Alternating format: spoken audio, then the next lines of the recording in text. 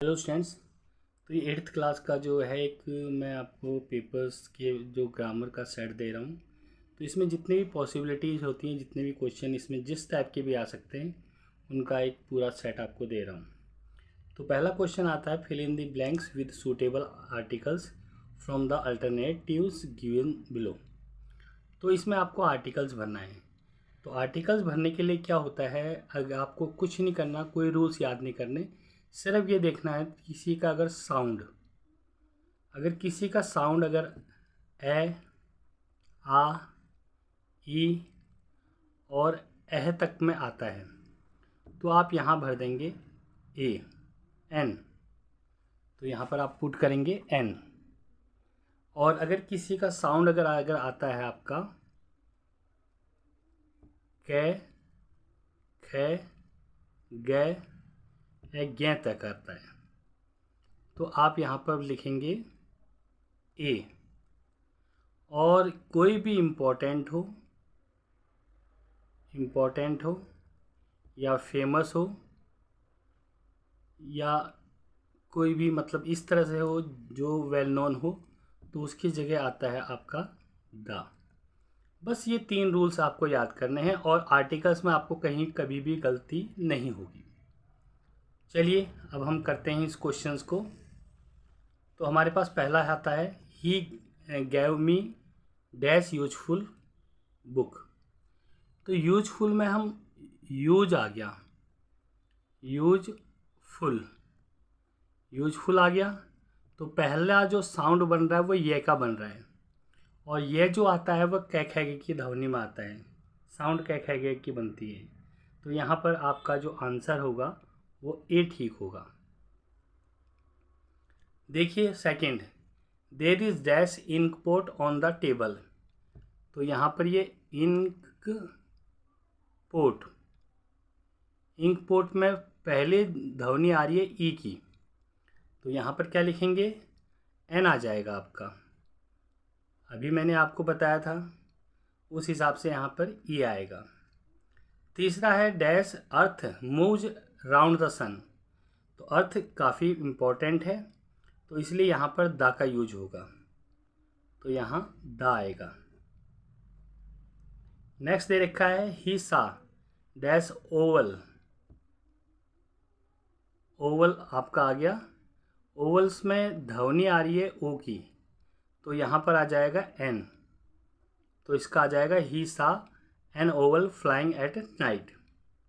अब लास्ट देखिए, he want to be dash artist आ गया। ये आर्टिस्ट में जो साउंड आ रही है वो आ की आ रही है, तो आ की अगर आती है तो एन का प्रयोग होता है। तो अब आर्टिकल्स भरने में आपको मेरे हिसाब से कभी भी कोई भी प्रॉब्लम नहीं आएगी। चलिए अब दूसरा क्वेश्चन करते हैं। तो सेकंड क्वेश्चन में दे रखा है, fill in the blanks with correct form of the verb from the given alternatives. तो इसमें दे रखा है फर्स्ट ये, he always his work on time. तो ये जो सेंटेंस है ये प्रेजेंट टेंस में है, क्योंकि पास्ट टेंस की पहचान क्या होती है, उसमें when, once, ago, did not, was ever, once, last week, last month, इस तरह से आते हैं सेंटेंस। तो इसमें कुछ भी नहीं है तो प्रेजेंट है।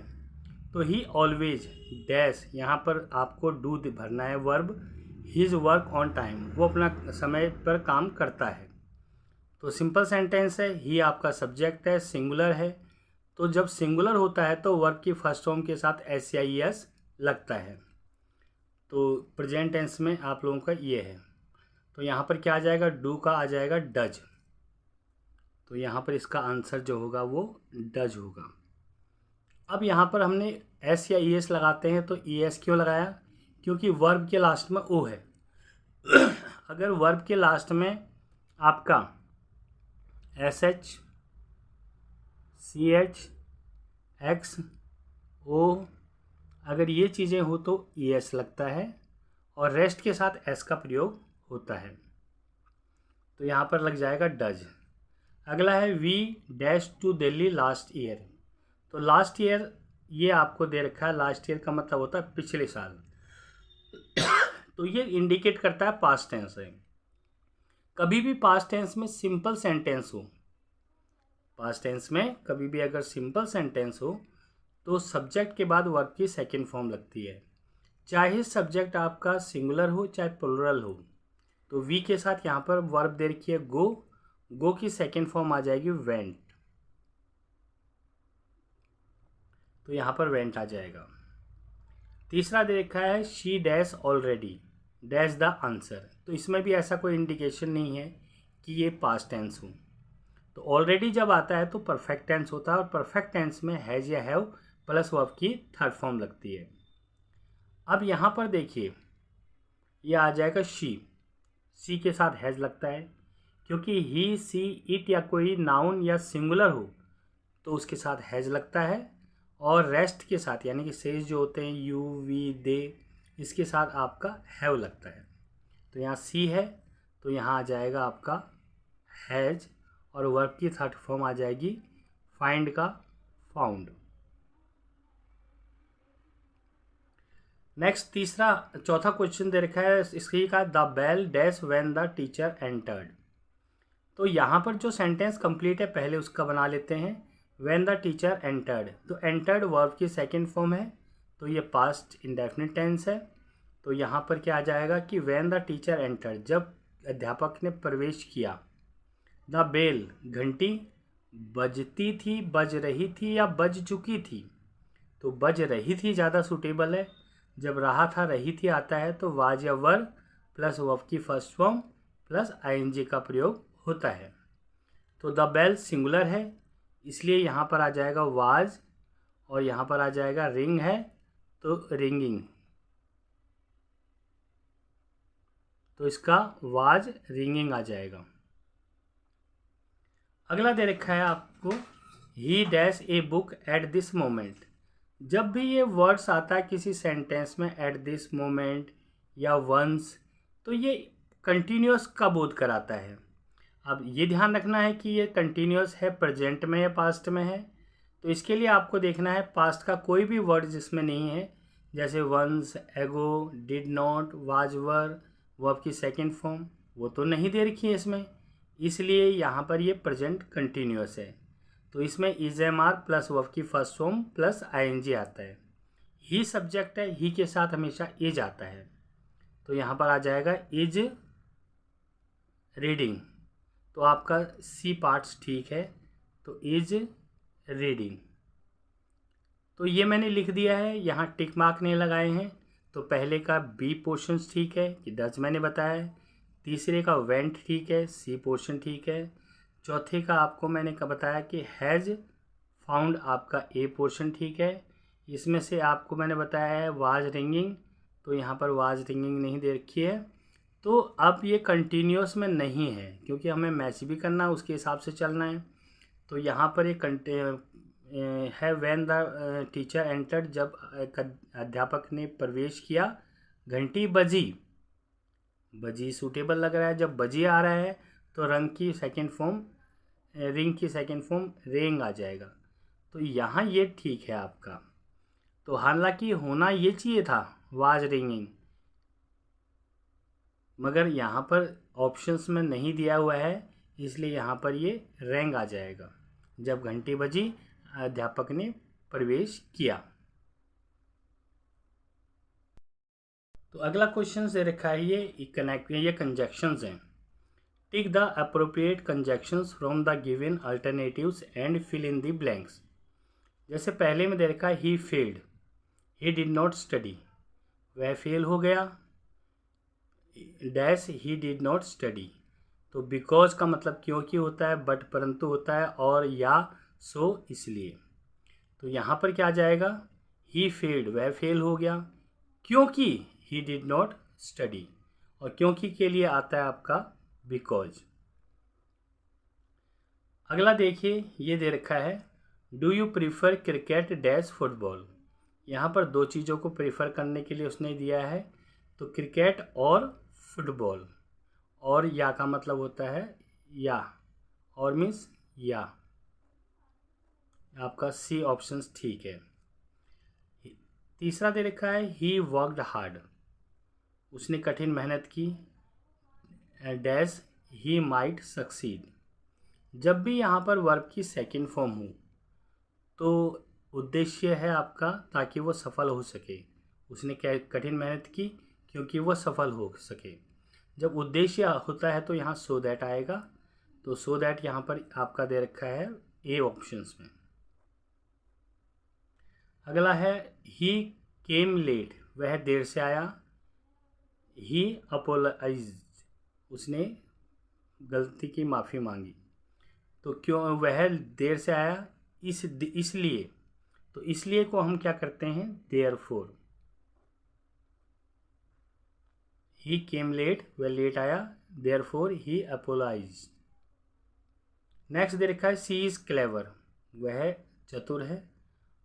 और फिर ये रखा है लेजी, और बिकॉज, बट और सो। ही इज़ क्लेवर, वह चतुर है और लेजी भी है। चतुर एंड लेजी आ जाएगा यहाँ पर।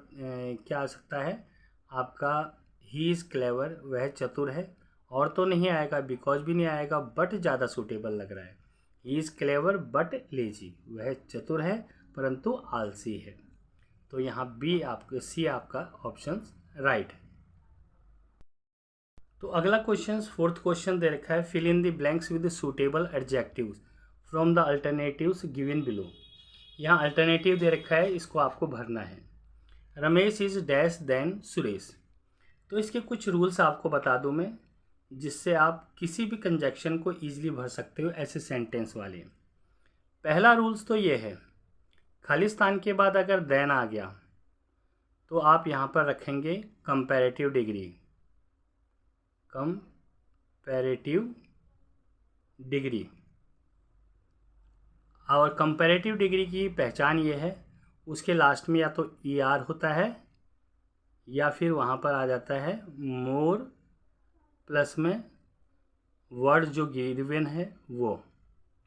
जैसे यूजफुल तो उसका कंपैरेटिव आएगा मोर यूजफुल। स्मॉल हो तो स्मॉल का स्मॉलर आएगा। अब आप कहेंगे जी मोर कहाँ लगता है, मोस्ट कहाँ, ई आर कहाँ लगता है। जिस शब्द को बोलने पर हम बीच में रुकते हैं वहाँ मोर और मोस्ट लगता है। कंपैरेटिव में मोर और सुपरलेटिव में मोस्ट। और जिसमें नहीं रुकते हैं वहाँ पर ई आर और ई एस टी लगता है। कंपैरेटिव में ई आर और सुपरलेटिव में ई एस टी। जैसे स्मॉल है, स्मॉल में हम रुके नहीं हैं तो इसका स्मॉलर स्मॉलेस्ट आ गया। ऐसे इंटेलिजेंट रुके हैं बीच में तो इसका कंपैरेटिव होगा मोर इंटेलिजेंट और सुपरलेटिव होगा मोस्ट इंटेलिजेंट। तो पहला रूल्स आपको समझ आ गया होगा। अब हम दूसरा रूल्स देखते हैं इसका। अगर द हो उसके बाद खालिस्तान हो तो यहाँ पर हम लगाएंगे superlative. Superlative degree, superlative degree में क्या पहचान होती है, उसमें ई एस टी या फिर मोस्ट आता है। हालांकि ये रूल्स हर जगह नहीं लगते, कुछ जगहों पर कुछ पार्टिकुलर रूल्स ही लगते हैं जिनके इनसे अलग होते हैं। अब अगर ये दोनों रूल्स फेल हो जाएं तो वहाँ पर पॉजिटिव डिग्री लगाते हैं, यानी कि जो मेन वर्ड्स आपका ब्रैकेट में दिया है उसी को लिखते हैं। चलिए अब इनको हम करके देखते हैं। आपके पास ये सेंटेंस 5 दे रखे हैं। तो Ramesh is than Suresh, than आ गया खालिस्तान के बाद, तो ये यहाँ पर क्या आएगा कंपैरेटिव डिग्री, और कंपैरेटिव डिग्री आपका ई आर लगता है उसमें, तो ये टालर आ जाएगा। तो यहाँ पर क्या आ जाएगा टालर। तीसरा दे रखा है दूसरा sorry this is the dash movie I have ever seen. तो यहाँ पर द आ गया तो इसका सुपरलेटिव डिग्री लगानी है। तो सुपरलेटिव डिग्री में या इसमें जो बैड है इसमें बैडर या बैडेस्ट नहीं लिखते, तो यहाँ इसका जो सुपरलेटिव डिग्री होती है वह है वर्स। वर्स सॉरी इसका वर्स नहीं होता, वर्स्ट होता है। तो यहाँ पर इसका सी आपका ठीक है। तो मैंने आपको बताया था कुछ ऐसे होते हैं जैसे बैड, वर्स, वर्स्ट, ठीक है, जैसे गुड, बेटर, बेस्ट। तो ये कुछ पार्टिकुलर होते हैं जिनके आपको ये रूल जिसमें नहीं लगते। अगला है this road is dash than, than आ गया तो इसका मतलब है इसमें कंपैरेटिव लगेगा। अब नैरो, नैरो तो नैरो का एक ही शब्द में बोला जा रहा है, इसमें ER लगेगा, तो ये आपका C बिल्कुल ठीक है। अगला दे रखा माउंट एवरेस्ट इज़ द आ गया, खालिस्तान है इसके बाद। तो आपको क्या करना है, यहाँ पर सुपरलेटिव डिग्री लगेगी, और सुपरलेटिव डिग्री में आपको, क्योंकि यहाँ पर वर्ड है हाई, तो कोई रुके नहीं हम बीच में, तो सुपरलेटिव डिग्री इसकी हाईएस्ट होती है, हाई की हाईएस्ट। अगला दे रखा है द बैग इज देन आएगा, तो इसका क्या आ जाता है, कंपैरेटिव डिग्री आएगा। तो हैवी का कंपैरेटिव डिग्री हैवियर आएगा, ER लग गया। आप कहेंगे जी यहाँ पर तो Y लिखा नहीं है, तो जब भी लास्ट में Y होता है तो Y चेंज हो जाता है I के अंदर, यानी कि Y की जगह IER या IEST लिख देते हैं। ओके स्टूडेंट्स, तो ये क्वेश्चन नंबर 4 आपका खत्म हो गया। तो क्वेश्चन नंबर 5 में दे रखा है, यहाँ पर एक पोस्टर दिया होगा आपको, और इन वर्ड्स को आपको इस फिल इन द ब्लैंक्स में भरना होगा।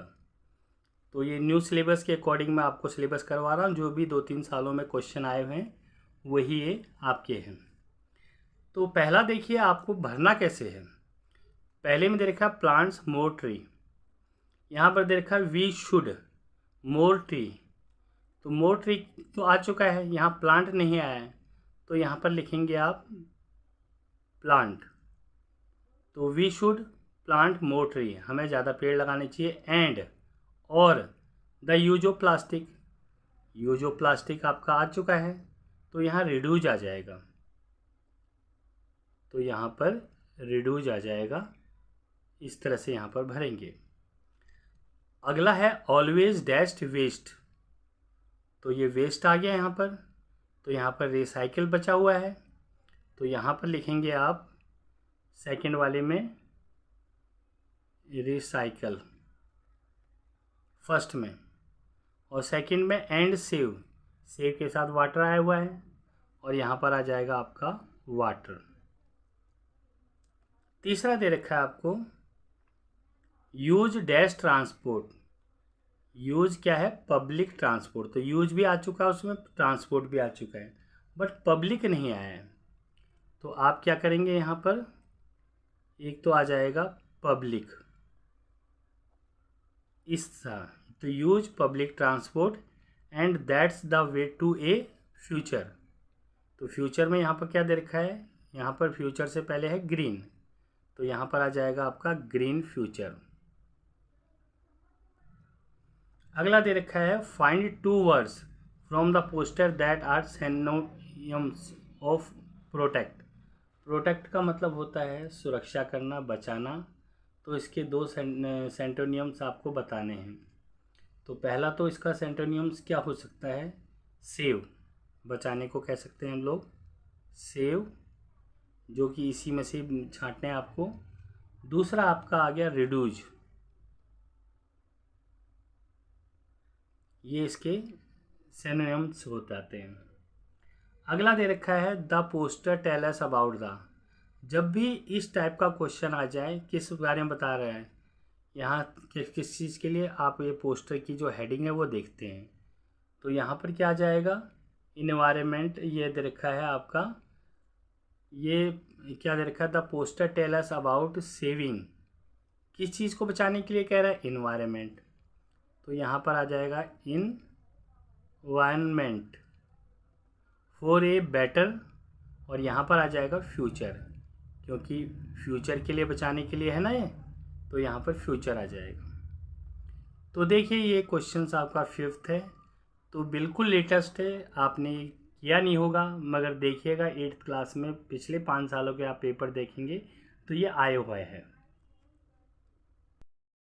तो ये क्वेश्चंस नंबर दे रखा है 6, encircle the odd one out, तो इसमें से ऑड आपको बताने हैं, जैसे कैट, डॉग, काऊ और टेबल।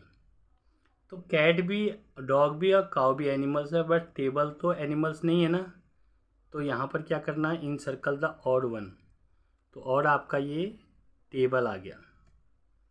अगला दे रखा है एप्पल, बनाना, मैंगो, कैरेट। देखो एप्पल भी फ्रूट है, बनाना भी फ्रूट है, मैंगो भी फ्रूट है, बट कैरेट जो है वो वेजिटेबल्स है, तो ये आपका ऑड हो गया। अगला दे रखा है walk, run, sleep, jump. Walk में चलना पड़ता है और रन में भी आपको चलना ही पड़ता है, फिजिकल एक्टिविटी होती है। जंप में भी फिजिकल एक्टिविटी होती है। स्लीप में सारी फिजिकल एक्टिविटी ख़त्म हो जाती है, तो ये स्लीप ऑड है। मंडे, ट्यूसडे, जुलाई, थर्सडे, ये डे ऑफ वीक हैं आपके, और ये आपका जुलाई जो है नेम ऑफ द मंथ है, तो ये ऑड हो गया आपका।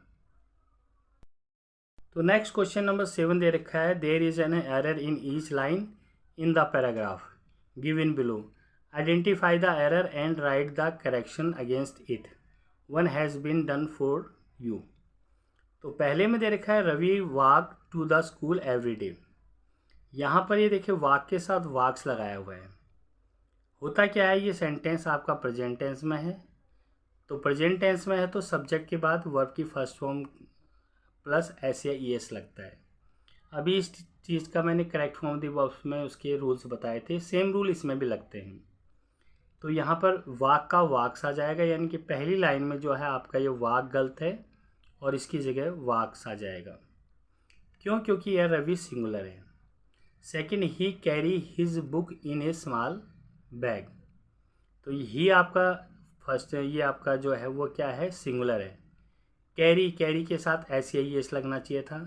जब भी लास्ट में वाई होता है तो वो कैंसिल हो जाता है, उसकी जगह आई ई एस लगेगा, तो यानी कि कैरी, कैरी का आ जाएगा